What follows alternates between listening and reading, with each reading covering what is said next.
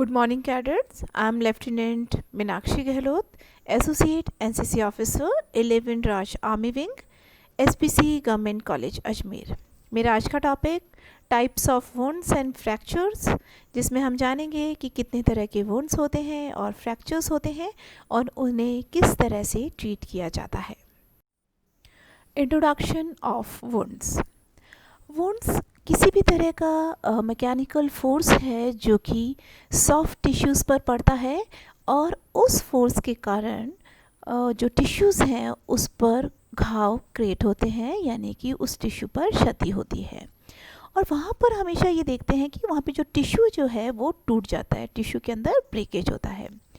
Cellular और tissue के जितने भी लेजन्स हैं ये इरिवर्सिबल हो सकते हैं या रिवर्सिबल हो सकते हैं, लेकिन अगर सेलुलर लेवल तक वो लेजन पहुंचा है तो वो हमेशा इरिवर्सिबल होगा, क्योंकि वहाँ पर नेक्रोसिस यानी टिश्यू की जो गलन होती है वो स्टार्ट हो जाती है। और नेक्रोसिस के अंदर टिश्यू का जो ब्रेकेज हो जाता है उसकी सरफेस एरिया के चारों तरफ क्लोज वुंड्स बन जाते हैं। और सबसे इम्पॉर्टेंट चीज़ वो है कि जो टिश्यू है वो कौन सी डिग्री का टिश्यू में जो वुंड हुआ है कौन सी डिग्री का है। तो हम यहाँ पर हम देख सकते हैं वुंड क्रिएट हुआ है, इसके 3 डिग्रीज होती हैं वुंड की। फर्स्ट हम बात करते हैं फर्स्ट डिग्री कंट्यूजन्स। फर्स्ट डिग्री जो कंट्यूजन्स हैं वो रिवर्सिबल इंजरीज़ होती हैं। जैसे आपने बहुत बार देखा है, अपने यहाँ पर अचानक से हम कहीं टकरा जाते हैं तो वहाँ पर नील पड़ जाती है, हम जिसे नॉर्मल भाषा में नील कहते हैं। तो वो नील पड़ने पे क्या होता है, वो थोड़े दिन तो वो घाव रहता है और लेकिन थोड़े दिन बाद वो क्या होता है, गायब हो जाता है। तो इस तरीके से हम फर्स्ट डायग्राम में देख सकते हैं पिक्चर जो है उसके अंदर फर्स्ट डिग्री कंट्यूजन, जिसके अंदर ये जो इंजरी होती है वो रिवर्सिबल इंजरी होती है। दूसरा है second degree contusion. Second degree contusion जो है वो जो है इस तरह का लेजन होता है जो रिवर्सिबल भी हो सकता है और इरिवर्सिबल भी हो सकता है, क्योंकि उसके अंदर डैमेज अगर थोड़ा फर्स्ट डिग्री से ज़्यादा हुआ है तो वो सेकंड डिग्री हो गया, लेकिन अगर उससे थोड़ा ज़्यादा गहरा है और अगर उसके अंदर नेक्रोसिस स्टार्ट हो गया है तो वो हम कहते हैं उसे सेकंड डिग्री इरिवर्सिबल कंट्यूजन। तीसरी हम बात करते हैं थर्ड डिग्री कंट्यूजन्स। थर्ड डिग्री कंट्यूजन्स हमेशा इरिवर्सिबल होते हैं, जो कि वापस टिश्यू जो डैमेज हुआ है वैसा के वैसे वापस नहीं आ सकता। तो इस तरह की इसके अंदर, क्योंकि इसके अंदर सेल डेथ हो जाती है, थर्ड डिग्री कंट्यूजन के अंदर क्या हो जाता है, सेल डेथ हो जाती है और नेक्रोसिस हो जाता है, और इनके अंदर जो टिश्यू होता है उनके अंदर इन्फेक्शंस हो जाते हैं। तो इस तरीके से ये जो कंट्यूजन्स हैं वो इरिवर्सिबल होते हैं। दूसरे डायग्राम में हम देख सकते हैं। अब हम बात करते हैं टाइप्स ऑफ ओपन वुंड्स। अब हम बात करें ओपन वुंड में हम इसे क्लासिफाई कर सकते हैं। फर्स्ट हम बात करते हैं एबरेशंस की। एबरेशन जो है वो है जब कभी भी हमारी जो स्किन है वो कहीं से उसके अंदर रगड़ लग जाती है। जैसे हम स्कूटर चलाते हुए अचानक से रोड से गिर जाते हैं तो हमारे स्किन के ऊपर रगड़ लग जाती है, तो उससे क्या होता है, एक हार्ड सरफेस से जब स्किन टकराती है तो वो रैश आ जाता है, और ये रैश के कारण जो इंजरी हमारी स्किन के अंदर होती है उसे हम एबरेशन कहते हैं। और इसके अंदर बहुत ज़्यादा ब्लीडिंग नहीं होती है और थोड़ा सा स्क्रब स्किन में अंदर स्क्रबिंग हो जाती है, जिसे हम फर्स्ट डायग्राम के अंदर देख सकते हैं। दूसरी हम बात करते हैं लेसरेशन। लेसरेशन जो है वो डीप कट होता है स्किन के अंदर, जब डीप कट होता है और वो आपकी स्किन को अंदर तक काट देता है। जैसे चाकू से लगी हुई हो, कोई टूल से लगती है, इस तरह की जो इंजरी है किसी इंस्ट्रूमेंट से, चाकू से जैसे आपने देखा कोई घाव कैसा होगा, डीप घाव होगा। तो इस तरह का ये जो लेसरेशंस होते हैं वो क्या होते हैं, डीप होते हैं, और इनके अंदर जो ब्लीडिंग आती है वो रैपिड होती है और एक्सटेंसिव होती है, क्योंकि अंदर तक गहरा घाव लगा होता है तो हमारी जो ब्लड वेसल्स हैं वो भी रप्चर हो जाती हैं। नेक्स्ट है पंक्चर। पंक्चर जो है वो हमारी स्किन के अंदर, बॉडी के अंदर स्मॉल होल हो जाता है। किसी भी चीज़ पॉइंटी कोई मतलब तीखे चीज़ अगर हमारी स्किन के अंदर हो जाती है, जैसे कोई कील है, निडल है, तो उस तरह से क्या होगा, वो हमारी स्किन के अंदर घाव तो गहरा होगा लेकिन एक छोटे एरिया के अंदर होगा, जिसे हम पंक्चर वुड कहते हैं। इसके अंदर ब्लीडिंग हो भी, ज़्यादा ब्लीडिंग भी हो सकती है और कम ब्लीडिंग भी हो सकती है, क्योंकि एक पर्टिकुलर पॉइंट पर है। अगर उस पॉइंट पर वेसल नहीं है तो वहाँ पर किसी भी तरह की ब्लीडिंग ज़्यादा नहीं होगी, और अगर वेसल पे डायरेक्ट हो रही है, पंक्चर हो रहा है, तो उसमें क्या होगा, ब्लीडिंग ज़्यादा होगी। इस तरीके से इसको हम डिवाइड कर सकते हैं पंक्चर वुड को। अब हम बात करते हैं इवल्शन। इवल्शन जो है वो मिक्स टाइप का है, इस बहुत गहरा घाव होता है। इसके अंदर पार्शियल या कंप्लीट टेयरिंग हो जाती है। स्किन पूरी तरीके से, या तो पूरी तरीके से हट जाती है या फिर पार्शियल यानी थोड़े तरीके से ऊपर से हट जाती है। और इस तरह की जो इंजरी है, जैसे कि बहुत आक्रामक जो एक्सीडेंट्स होते हैं, उनके अंदर इस तरह की इवल्शंस की इंजरी होती है, क्योंकि और इसके अंदर बॉडी पूरी तरह से क्रश हो जाती है और अंदर का जो टिश्यू है वो उसके अंदर भी नेक्रोसिस स्टार्ट हो जाता है और इसमें हैवी ब्लीडिंग होती है। ट्रीटमेंट। अब हम जानते हैं कि इन घावों का किस तरह से ट्रीटमेंट किया जाता है। फर्स्ट प्रोसेस है क्लीन विथ सेलाइन। जो घाव है उसे सेलाइन के साथ साफ़ किया जाता है। दूसरा प्रोसेस है डिब्राइडमेंट, जिसमें कि जो डेड टिश्यूज़ हैं उसे हटाया जाता है, उस एरिया से, घाव से डेड टिश्यूज़ को हटा देते हैं। तीसरा प्रोसेस है हीमोस्टैसिस। हेमेस्टोसिस के अंदर जो खून बह रहा है उसे रोकना सबसे इम्पॉर्टेंट क्राइटेरिया हो जाता है, तो इस प्रोसेस के अंदर बहने वाले खून को रोका जाता है।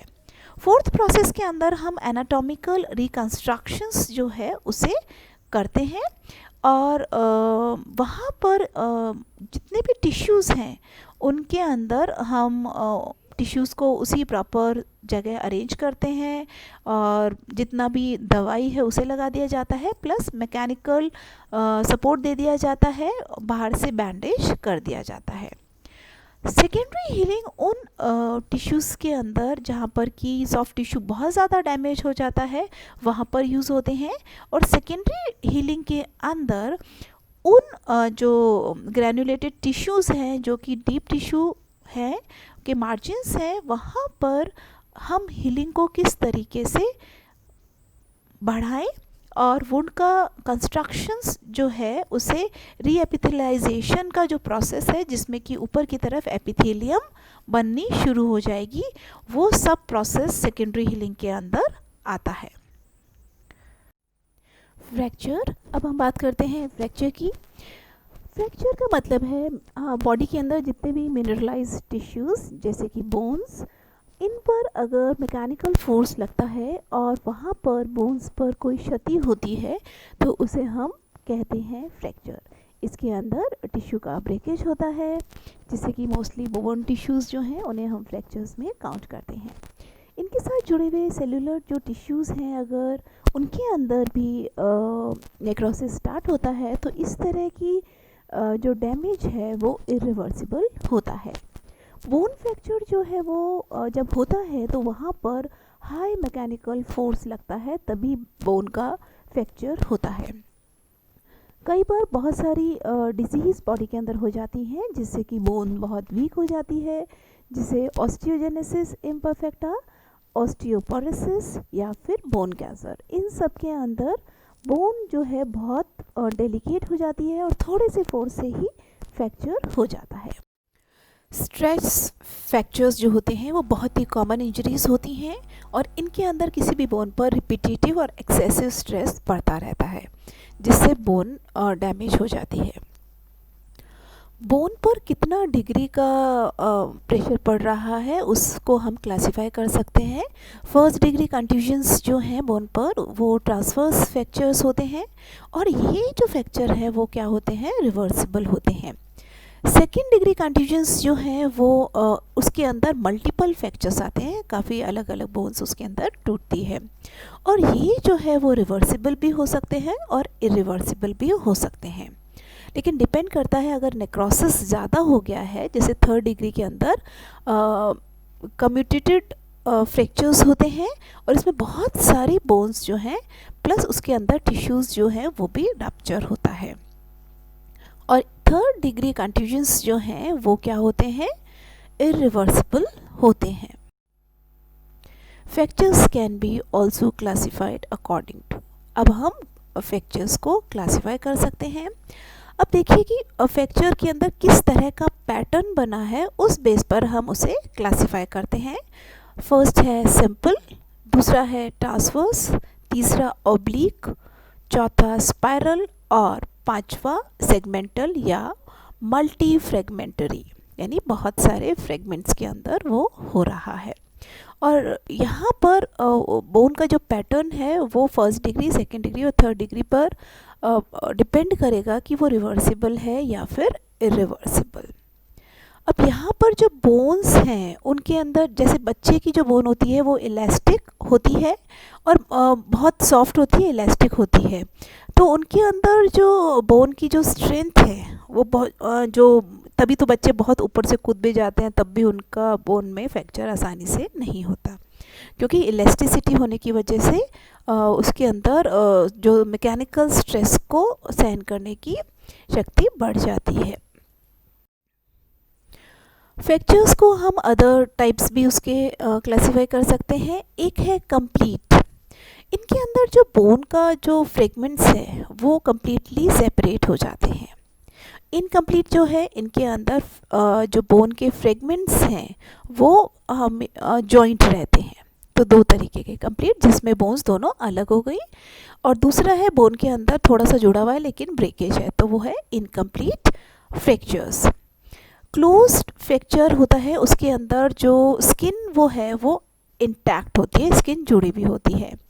ओपन फ्रैक्चर्स जो हैं वो सॉफ्ट टिश्यू वुंड्स के साथ जुड़े हुए होते हैं और इनके अंदर जो है बोन्स जो है वो स्किन से बाहर की तरफ निकल जाती है, और इस तरह के जो फ्रैक्चर्स हैं उन्हें हम कॉम्प्लेक्स ओपन फ्रैक्चर्स के नाम से भी जानते हैं, जिसमें एक्सटेंसिव सॉफ्ट टिश्यू का डैमेज होता है। टाइप्स ऑफ फ्रैक्चर्स ट्रीटमेंट, अब हम फ्रैक्चर्स का ट्रीटमेंट किस तरह से करेंगे। सबसे इम्पॉर्टेंट जो जब हम ट्रीटमेंट कर रहे हैं उसका गोल होता है कि हम किस तरह से रैपिड हीलिंग करें और मैक्सिमम उसका जो शेप है उसे मेंटेन कर पाएँ। जब हीलिंग की हम बात करते हैं फ्रैक्चर्स का, तो वहाँ पर डिपेंड करेगा कि मैक्सिमम ब्लड सप्लाई हो बोन के पास, ताकि वो जो फोर्स है फ्रैक्चर तक पहुँचा है वहाँ पर सॉफ्ट टिश्यू के अंदर सारी सेल्स पहुँचकर उसे रिपेयर फटाफट कर सके। प्राइमरी जो हीलिंग है वहाँ पर बेसिकली हम सर्जरी के थ्रू कर सकते हैं, एनाटॉमिकल रिडक्शन के थ्रू कर सकते हैं, फ्रैक्चर को कम किया जा सकता है, इंटरनल फिक्सेशन कर सकते हैं, उससे वहाँ पर जो फ्रैक्चर की जो साइट है वहाँ पर इंट्राफ्रेगमेंटरी जो स्ट्रेन है उसे हम कम कर सकते हैं। सेकेंडरी हीलिंग जो है, सेकेंडरी हीलिंग वहाँ पर डिपेंड करता है कि जो एरिया जो लगा है वो स्टेबल होना चाहिए, इंट्राफ्रेगमेंटरी मोशन कम से कम होना चाहिए, और वहाँ पर जो फंक्शनल लोडिंग है वो भी कम होनी चाहिए। इस तरह की जो फ्रैक्चर्स है वहाँ पर जब हम सेकेंडरी हीलिंग करते हैं तो वहाँ पर हीमेटोमा फॉर्मेशन हो जाता है, और इन्फ्लेमेशन जो है वो क्योंकि बहुत ज़्यादा टिश्यू का जब डैमेज हुआ होता है तो वहाँ पर इन्फ्लेमेशन भी हुआ होता है, तो वहाँ पर रिमॉडलिंग जो है वो की जाती है, इफ़ेक्टिव रिमॉडलिंग की जाती है, उससे प्रॉपर शेप दी जाती है, और फ्रैक्चर्स जो है उसे वापस डिस्प्लेस जो हो गए होते हैं उसे वापस रिप्लेस किया जाता है। आज हमने वुंड्स और फ्रैक्चर्स के बारे में जाना कि किस तरह से कितने टाइप के वुंड्स और फ्रैक्चर्स होते हैं और उन्हें किस तरह से ट्रीट किया जा सकता है। Thank you cadets.